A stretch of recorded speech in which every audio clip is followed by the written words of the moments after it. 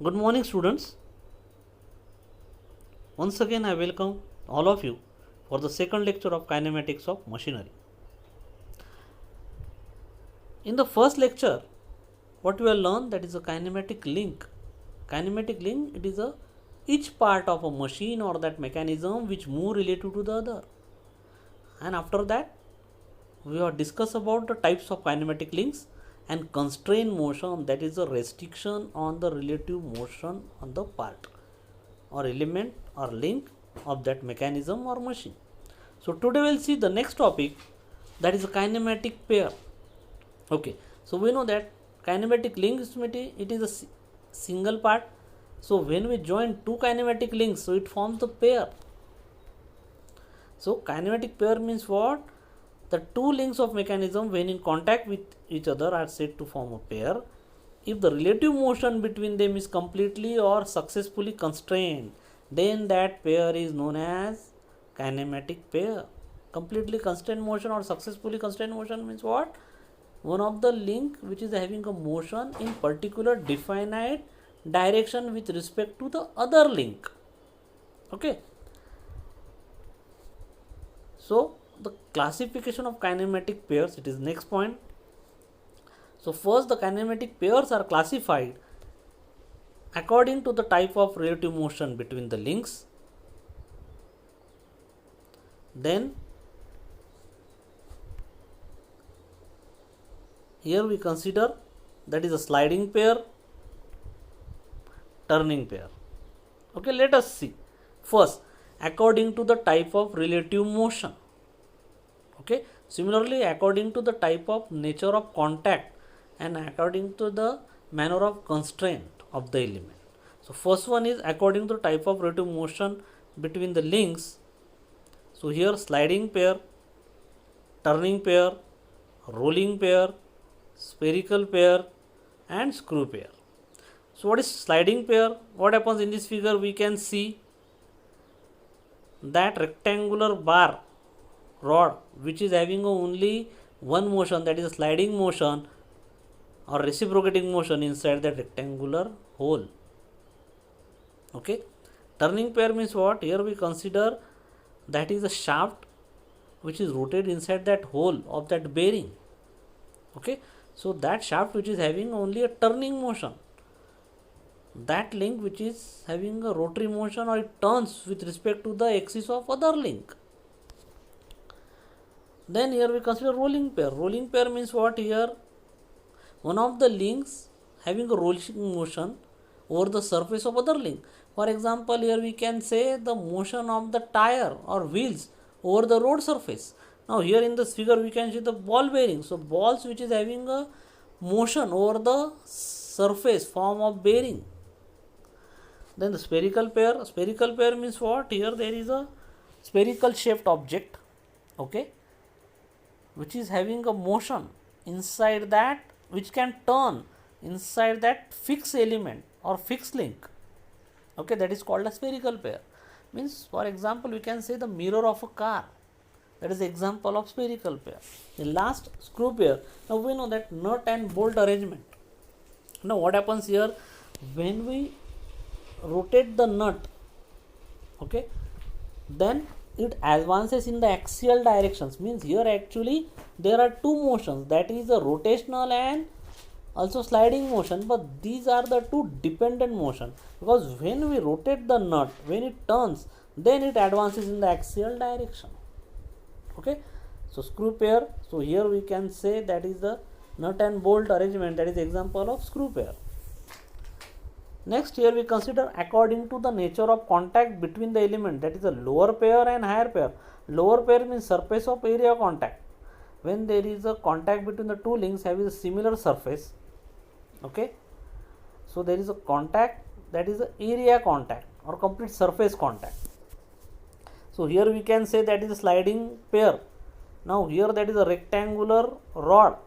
So surface of rectangular rod comes in contact with the surface of that whole internal surface. Okay, also when the shaft rotates inside the bearing, so outer surface of the shaft comes in contact with the inner surface of the whole of the bearing. So surface to surface or area to area contact is there. So that is called as lower pair.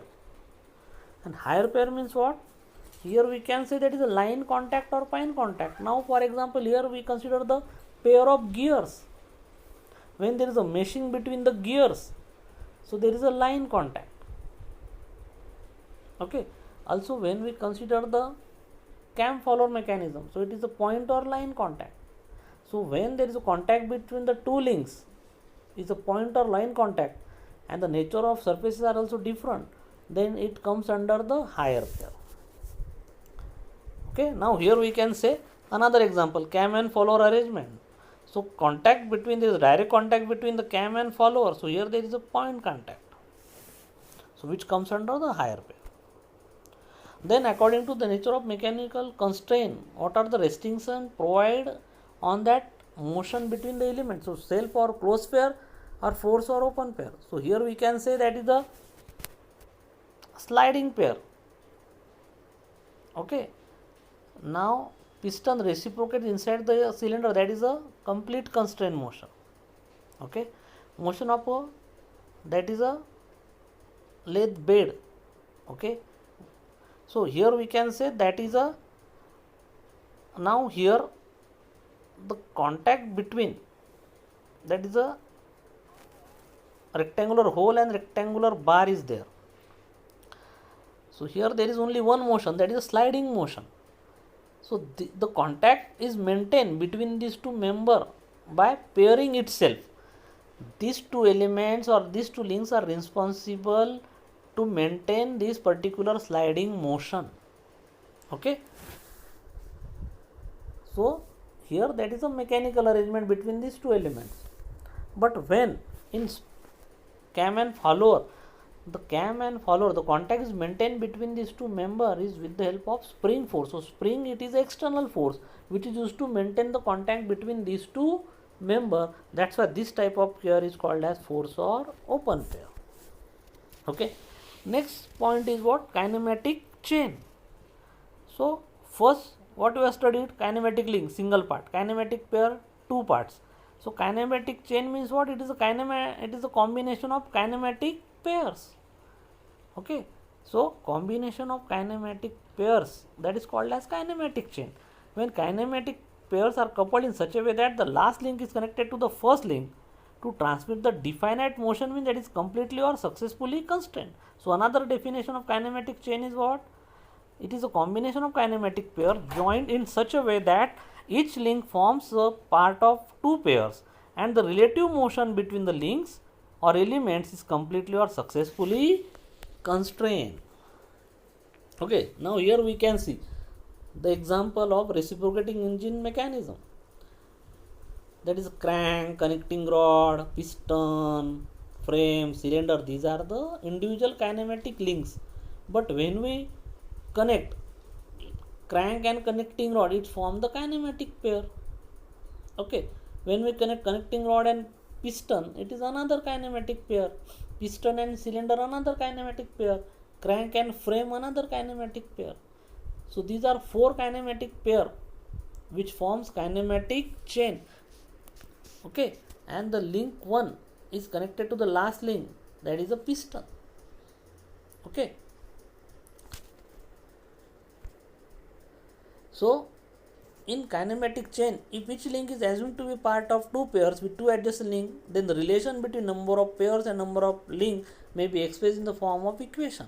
So that equation which gives the relationship between number of pairs and number of links, that is L is equal to 2p minus 4. L is the number of links, p is the number of pairs. Another equation, that is the relationship between number of joints and number of links.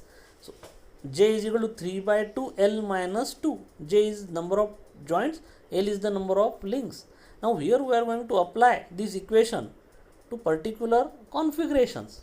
So here we consider configuration of 1, configuration number 2 and configuration number 3. So first we apply these two equations on configuration 1. So here number of links are 3, number of pairs are 3, number of joints are 3. When we apply this equation, so these two equations are not satisfied. So here what happens? Left hand side is greater than right hand side. So it is called as structure, means here there is no relative motion between the links and it is not a kinematic chain. Second case, here we are going to apply these two equation for the second configuration. Number of links are 4, number of pairs are 4, number of joints are 4. Now when you apply this equation, so here we observe that this configuration satisfy both the equation, means left hand side is equal to right hand side. So it is called as constrained kinematic chain. Okay, means whatever the motion is transmitted, it is in definite direction. Then third case, in the third, number of links are 6, number of pairs are 6, number of joints are 6. So when you apply these two equations, so it does not satisfy. Now your right hand side is greater than left hand side and it is called as unconstrained chain, means it is not a kinematic chain. Here motion is possible but it is not in the definite direction. Okay, so what we have studied up to this point: kinematic link, kinematic pair and kinematic chain. So if kinematic chain consists of kinematic pair consists of kinematic link, so in the kinematic chain, if one of the link is fixed, then it is called as mechanism. So when one of the link is fixed in a kinematic chain, it is called as mechanism. Okay, so what is mechanism? Mechanism which consists of moving parts which perform some function and the arrangement of connected parts in that machine, that arrangement is called mechanism. Okay, it's a skeleton outline. Mechanism is a skeleton outline of that machine to produce the definite motion between the various links. So this is called as mechanism. So what we have learned for the mechanism: first kinematic link, then constrained motion, then kinematic pair, kinematic chain, and one of the link is fixed in that kinematic chain, it is called as mechanism. Okay, so mechanism transmits the motion only. Then what are the examples of mechanism? Sidercrank mechanism, quick return mechanism, 4-bar mechanism. Then what do you mean by machine? Machine consists of different mechanisms. Machine may have many mechanisms for transmitting mechanical work or power. Okay, the machine is a device which consists of fixed and moving parts that modifies some mechanical energy into useful work or form. Okay, have you seen the lathe machine? What happens here? Electrical energy is supplied to the lathe machine. So in the chuck we have to fix the workpiece or a job, and with the help of electricity, with the help of electrical motor, that chuck is, we have to rotate that chuck, means that workpiece is going to be rotated, and with the help of cutting tool we can remove the material. Okay, so remove the material, that is our output. Okay, so a machine is a power tool, consists of one or more parts that is constructed to achieve that particular goal. Okay, now in case of engine, what happens here? What is the difference between engine and machine? Machine consumes power, engine produces power. That is one difference. But in vehicle, engine is used to produce the power, which power is transmitted to the wheels, and that vehicle can run over the road surface. Washing machine, what is the useful of washing machine? It is used to wash the clothes. But here again electrical energy is supplied to that machine, and then that available energy which is transmitted into useful work. So that pot in which we have to place the cloths, which having a rotary motion along with the water and soap and all these things, and with the help of this we can wash the clothes. Okay, so what we have learned? Mechanism and machine. Now the third part is structure. Structure means what? It is not a kinematic chain, hence there is no relative motion between the links. Okay, where it is called a lock chain, means we are considering the configuration when it consists of 3 links. Okay, so it doesn't satisfy these two equations, so it is a lock chain. Okay, no relative motion between the links. Okay, so it is used to carrying the load and does not stand for any motion. Means suppose building, bridges, frame, tower, these are the examples of structure. Okay, so thank you very much. Next time we will see or we will learn about the next part, that is inversion of mechanism. Thank you very much.